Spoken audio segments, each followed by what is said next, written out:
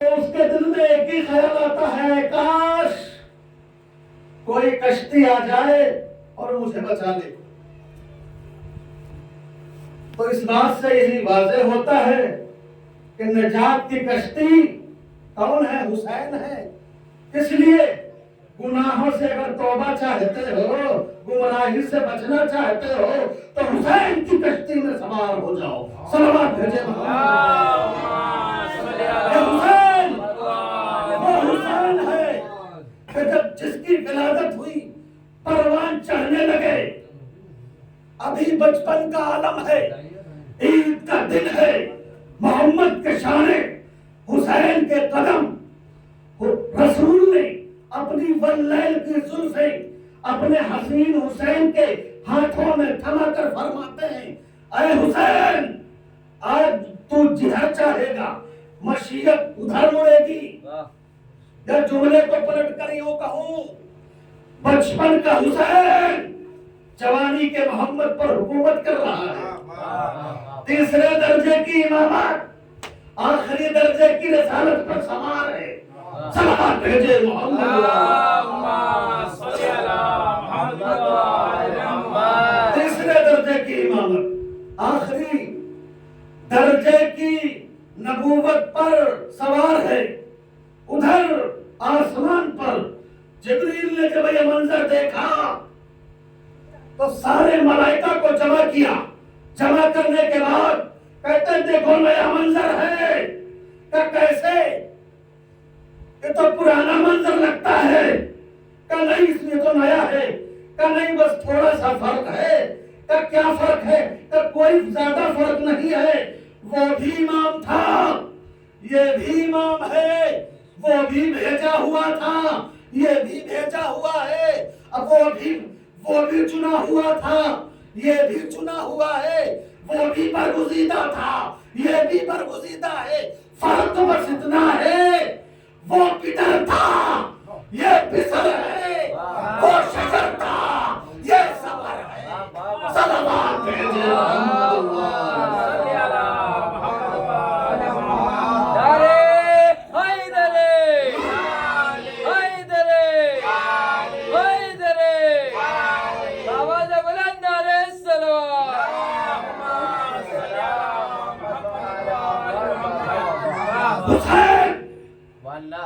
رسول کے دوست پر سوار ہیں۔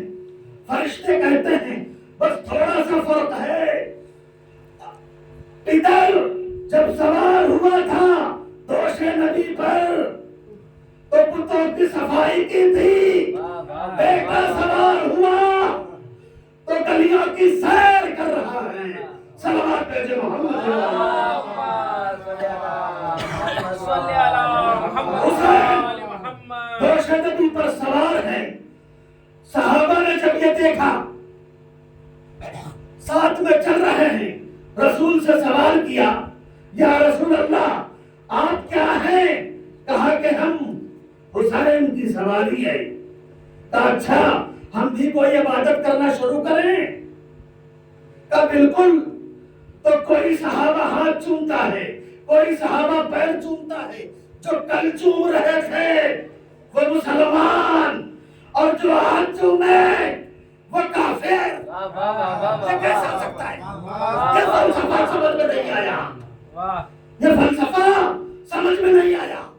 یا رسول اللہ کچھ آگے وضاحت دیجئے۔ وہی صحابہ رسول فرماتے ہیں کہ حسین کی سواری کے آگے ایک قدم بھی مت چلنا، ایک قدم بھی مت چلنا۔ صحابہ کہتے ہیں یا رسول اللہ ٹھیک ہے، ہم بالکل آگے نہیں چلیں گے۔ میں ایک جملہ پھر کہوں گا، جو کل پیچھے چل رہے تھے وہ مسلمان، اور جو آج چل رہے ہیں وہ کافر۔ یہ کیسے ہو سکتا ہے؟ یہ فلسفہ سمجھ میں نہیں آتا ہے۔ کیوں؟ وہ رسول ہیں، کیونکہ انہوں نے رسول کو وہیں تک مانا جہاں تک وہ مان سکتے تھے۔ کیونکہ اگر پورا مان لیتے نا تو پھر مسئلہ ہی بگڑ جاتا ہے۔ آپ ان سے بہتر سمجھتے۔ صلوات بھیجے محمد،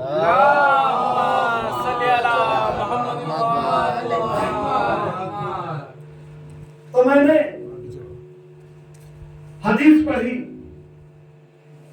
ان الحسین مصباح الہدی و سفینۃ النجات، کب پڑھی رسول خدا نے؟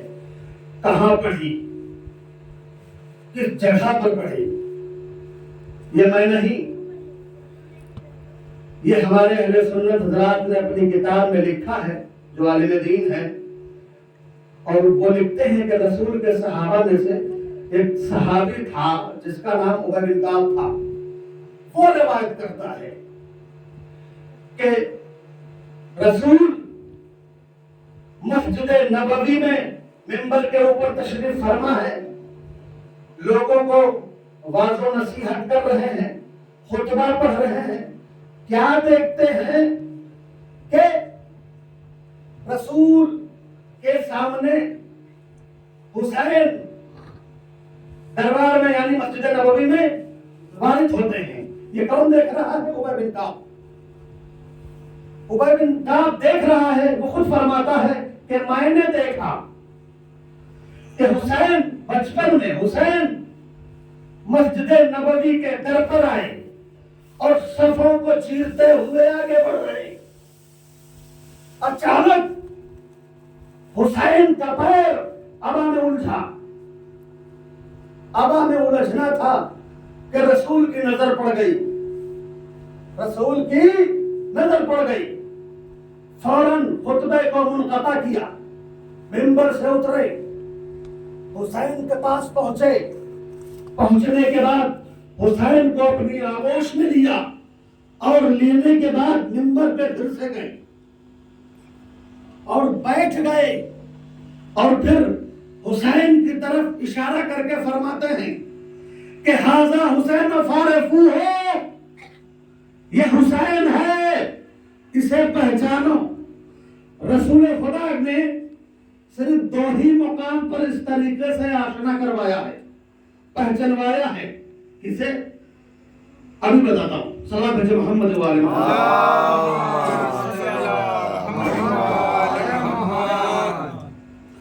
صرف دو ہی مقام پر آشنا کروایا ہے۔ وہ پہلا مقام مولا علی غدیر خم کے میدان میں کیا فرمایا؟ من کنت مولا ہو فہذا علی المولا۔ صلوات بھیجے محمد۔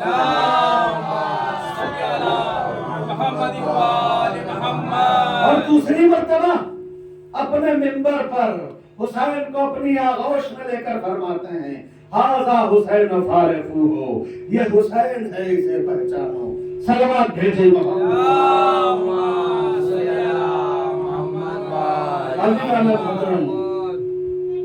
دامن وقت میں زیادہ گنجائش نہیں ہے، لہذا آج کی تاریخ 6 محرم ہے، بہت ہی دردناک تاریخ ہے، جس میں جناب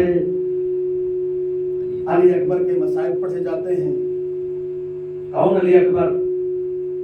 کہ جس کی جب ولادت ہوئی نا تو جناب امام حسین نے جو بھی جناب علی اکبر کو دیکھنے آتا تھا نا، اس کو سب کو ہدیہ دیتے رہے، جو کچھ ملا کرے، جو کچھ سب ہدیے میں دے دیا۔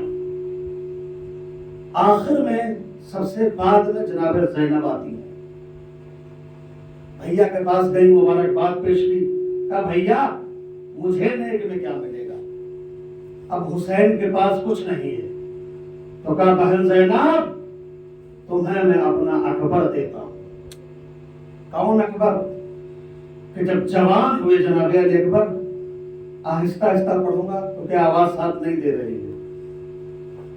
کون علی اکبر؟ وہ علی اکبر کہ جو ہم شکل پیغمبر ہے، گفتار میں بھی رسول سے مشابہ۔ کون علی اکبر؟ وہ علی اکبر جو ام لیلہ کا لخت جگر ہے، اتنے خوبصورت تھے کہ جو یوسف سے کم نہیں تھے۔ ان کے حسن کی شہرت سن کے دور دور سے لوگ آتے ہیں زیارت کرنے کے لیے۔ تو ایک شخص نے بھی یہ خبر سنی کہ مولا حسین کا ایک بیٹا ہے جو بہت ہی حسین و جمیل ہے. دل میں تمنا زیارت کی لے کے اپنے گھر سے نکلتا ہے, مدینے پہنچتا ہے, بنی ہاشم کا محلہ پوچھتا ہے, بنی ہاشم کے محلے میں جاتا ہے, پھر مولا کا در معلوم کرتا ہے. در پہ پہنچا, تک باب کیا, مولا نے اتفاق سے دروازہ کھولا. اس نے جب مولا کو دیکھا سلام کیا, مولا سلام. مولا نے سلام کا جواب دیا. کہا بہت دور سے آئے ہو؟ کہا ہاں. مولا بہت دور سے آئے ہو. مولا نے پانی منگوایا, پانی پیش کیا, پانی پیا. کہا بیٹھ جاؤ, تھک گئے ہو. وہ بیٹھ گیا. جب اس نے پانی پی لیا, آرام سے بیٹھ گیا, سکون مل گیا, تب مولا نے کہا کہ اے شخص, تو کس غرض سے آیا ہے؟ تو اس شخص نے کہا مولا, میں نے سنا ہے کہ آپ کا بیٹا بہت ہی حسین و جمیل ہے. کہا تو نے صحیح سنا ہے. کہا چاہتا کیا ہے؟ کہا مولا بس اتنا چاہتا ہوں کہ مجھے اس کی زیارت کروا دیں. حسین نے جب اس فقرے کو سنا, آواز دی, اے بیٹا علی اکبر. جیسے ہی اس آواز کا علی اکبر کے کانوں تک پہنچنا تھا, علی اکبر اٹھے, باہر تشریف لائے. اس شخص نے جیسے ہی علی اکبر کے چہرے پر نظر کی, غش کھا کے گر پڑا, اور جب ہوش آیا تو ہاتھوں کو جوڑ کر پھر مولا کے سامنے کھڑا ہو جاتا ہے اور کہتا ہے مولا بس ایک گزارش اور ہے. کہا کیا گزارش ہے؟ کہا مجھے معلوم ہے کہ جو بھی آپ دعا خدا سے کرتے ہیں وہ خدا اس کو ضرور پوری کرتا ہے, قبول کر لیتا ہے. تو مولا کہتے تو نے صحیح سنا ہے. کہا تو چاہتا کیا ہے؟ کہا اے مولا, اپنے خدا سے کہیے کہ مجھے بھی اتنا حسین بیٹا اللہ دے دے. جب مولا نے یہ جملے سنے, کہا نہیں, میں یہ دعا نہیں کر سکتا. کہا کیوں؟ مولا یہ خوش نصیبی ہے, یہ اچھی بات ہے. کہا میں جانتا ہوں لیکن میں یہ دعا نہیں کر سکتا. کہا کیوں؟ کہا کہ اچھا, میرے کہنے پر تجھے خدا بند متعال اتنا خوبصورت بیٹا عطا کر دے اور تو اس بیٹے کے ساتھ کہیں سفر پہ جا رہا ہو اور تیرا گزر ایک جنگل سے ہو اور اچانک اس کے پیر میں کانٹا چبھ جائے, بتا تیرے دل پہ کیا گزرے گی؟ اب وہ شخص ہاتھوں کو جوڑ کر کہتا ہے مولا مجھے یہ تو برداشت ہے کہ وہ کانٹا میری آنکھ میں چبھ جائے لیکن اس کے پیر میں نہیں. ارے حسین کہتے ہیں ایسی دعا مت کرا کیونکہ کربلا کا میدان ہوگا, یہی جوان ہوگا, سینے میں سینہ ٹوٹی ہوگی. ہاں زیادہ رو, آپ رونے کے لیے آمادہ ہو گئے ہیں نا. جزاکم ربکم خیر الجزا, خدا آپ کو کسی غم میں نہ رلائے. وہ وقت بھی آتا ہے, وہ عاشور کا دن نمودار ہوتا ہے, صحابہ جاتے ہیں. صحابہ جب سارے جا چکے, سب جام شہادت نوش فرما چکے, اس کے بعد اب اپنوں عزیزوں کی باری آتی ہے. عزیزوں کے بعد اقربا کی جب باری آتی ہے, اس کے بعد بیٹوں کی جب باری آتی ہے, تو سب سے پہلے علی اکبر آتے ہیں اور کہتے ہیں بابا جان مجھے بھی مرنے کی اجازت دے دیجئے. حسین خاموش ہیں, حسین نے کوئی جواب نہیں دیا. روایت ملتی ہے حسین نے سر اپنا آسمان کی طرف اٹھایا اور اٹھا کر کہا کہ تو دیکھ رہا ہے نا, میں آج اسے بھیجنے والا ہوں, میں ابھی اسے بھیجوں گا جو بالکل میرے نانا جیسا ہے, ہم شکل پیامبر ہے. اتنی بات کا سننا تھا. اس فکرے کو جیسے ہی علی اکبر نے سنا فوراً سمجھ گئے بابا نے اجازت دے دی. بابا سے رخصت ہو کر خیمے کی طرف آتے ہیں. جب خیمے میں داخل ہوئے, علی اکبر خیمے سے کچھ ہی لمحے کے بعد باہر نکلنا چاہتے ہیں لیکن نکل نہ سکے. کیوں؟ اس لیے نکل نہ سکے کیونکہ خیمے کا پردہ جو ہے نا کبھی اٹھتا ہے کبھی گرتا ہے. اور تاریخ میں ملتا ہے کہ 70 مرتبہ یا 7 مرتبہ خیمے کا پردہ اٹھا, خیمہ کا پردہ گرا. ارے کیوں؟ کیونکہ بیویوں نے حلقے میں لے رکھا تھا. ایک بچی تھی جو ابا کے دامن کو پکڑے ہوئے تھی. المختصر ماں کے پاس پہنچے، کہا ماں مجھے مرنے کی اجازت دیجیے. ارے ام لیلہ نے کہا بیٹا یہ سر یہ پیشانی میں نے اپنے ذہن میں اس لیے بسا رکھی تھی کہ شاید اس پہ صحرا بندے گا، لیکن مجھے نہیں معلوم تھا کہ تم خون میں ڈوبو گے. ہاں دادارو، حسین کا بیٹا اپنی ماں سے رخصت ہوا. اب کس کی باری آتی ہے؟ زینب کی، کہ جسے حسین نے ولادت کے وقت علی اکبر کو زینب کے حوالے کر دیا تھا. ارے وہ ماں ہی جیسی تھی، بالکل ماں سے بڑھ کر بلکہ تھی. اب اس ماں کے پاس جاتے ہیں، کہتے ہیں پھوپھی اماں مجھے مرنے کی اجازت دیجیے. زینب نے کہا بیٹا میں نے تمہیں 18 برس چکیاں پیس کر پلا ہے. ارے جب اکبر نے دیکھا پھوپھی اماں اجازت نہیں دیتی تو بس ایک ہی فکرہ کہا اے پھوپھی اماں روز محشر جب دادی فاطمہ تم سے سوال کرے گی کہ اے زینب تمہیں حسین پیارا ہے یا تمہارا اکبر، تو تم کیا جواب دو گی؟ ارے اتنا سننا تھا کہ علی اکبر کو اجازت مل گئی. خیمے سے نکلتے ہیں، روانہ ہو جاتے ہیں. ابھی کچھ ہی قدم چلے تھے کہ کسی کے آنے کی آواز سنائی دی. ہاں دادارو جانتے ہیں نا وہ کون تھا؟ وہ حسین تھا. بوڑھا باپ اپنے جوان کے پیچھے چلتا ہوا چلا رہا تھا. ہاں دادارو جب اکبر نے اس آواز کو سنا گھوڑے سے فوراً اترے، بابا کے قریب گئے. کہ بابا آپ تو مجھے رخصت کر چکے ہیں، پھر آنے کی زحمت کیوں کی؟ ارے حسین نے کہا بیٹا علی اکبر ارے کاش کہ تم صاحب اولاد ہوتے تو تمہیں اس بات کا اندازہ ہوتا کہ باپ کے دل میں بیٹے کی کیا محبت ہوتی ہے. ہاں دادارو پھر علی اکبر گھوڑے پر سوار ہوئے. حسین نے کہا خدا حافظ بیٹا خدا حافظ، لیکن ایک خیال رکھنا جب تک تمہارا اور ہمارا سامنا ہوتا رہے، جب تک سامنا رہے پیچھے مڑ مڑ کے دیکھتے رہنا. ہاں دادارو اکبر نے ویسا ہی کیا.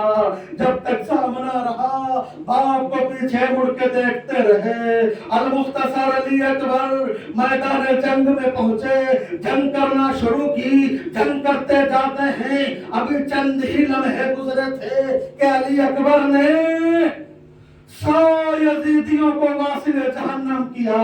100 یزیدیوں کو واصل جہنم کرنے کے بعد بہت ہی نامی اور بڑا مشہور پہلوان بہت ہی طاقتور مقابل میں آ جاتا ہے. حسین نے جب یہ منظر دیکھا آواز دی ام لیلہ تمہارے بیٹے کی خیر ہو، جو دعا کرو بہت بڑا پہلوان سامنے آیا ہوا ہے. اور ام لیلہ نے مصلی بچھا دیا، دعا کرنے لگی اے یعقوب سے یوسف کو ملانے والے ہمارے اکبر کو مجھ سے ملا دے. اکبر نے اس کو بھی فرنار کیا. واپس پلٹ آتے ہیں، ماں کے پاس گئے، گلے سے لگایا. اس کے بعد حسین کی خدمت میں آتے ہیں. بس ایک فقرہ کہتے ہیں بابا اگر تھوڑا سا مجھے پانی مل جاتا تو میں یزیدیوں کو بتاتا کہ میں کس کا پوتا ہوں، کس کا بیٹا ہوں. بابا نے جب یہ سنا کہا بیٹا اپنی زبان میرے ذہن میں ڈال دو. اکبر نے ویسا ہی کیا، اپنی زبان کو حسین کے ذہن میں ڈالا.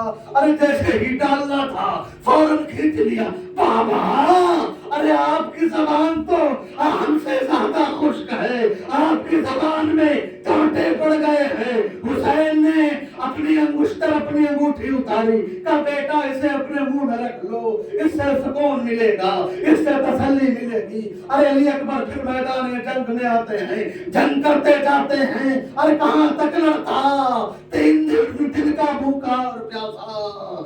ارے چاروں طرف سے حملہ ہونا شروع ہو ہو گیا. ارے اکبر کے ایک برچھی آگے سے لگی, دوسری برچھی پیچھے سے. اکبر دو برچھیوں کے درمیان الجھ کے رہ گئے, گھوڑے سے زمین کی طرف آنے لگے. آواز دی, بابا میرا سلام قبول کریے, آنے کی زحمت نہ کریے. ادھر ایک ملعون آگے بڑھا, برچھی کے پھل کو توڑ دیا.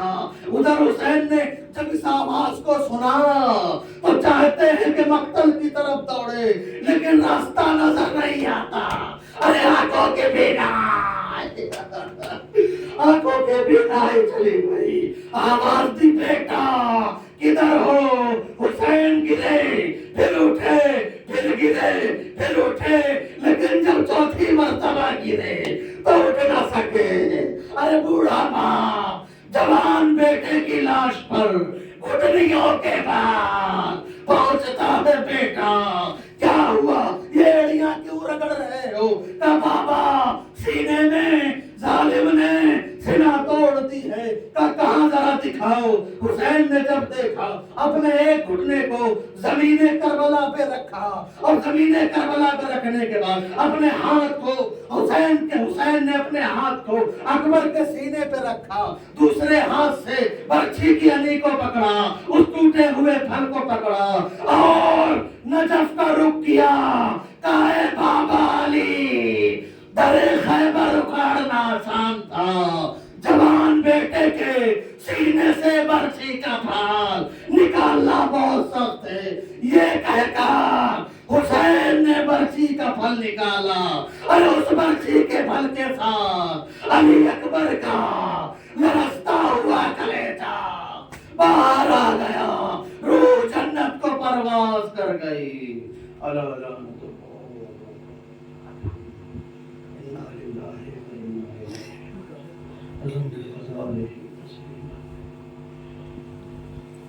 الہی بالخص صفاتک وبعزت جلالک وبعظم اسمائک وبنور انبیائک وبعصمت اولیائک وبدماء شہدائک وبمناجات فقرائک نسألک زیادة فی العلم وصحة فی الجسم وبرکة فی الرزق وطولا فی العمر وتوبة قبل الموت وراحة عند الموت ومغفرة بعد الموت ونجاة من النار ودخولا في الجنة وعافية في الدين والدنيا والآخرة برحمتك يا أرحم الراحمين. اللهم ماتم حسین.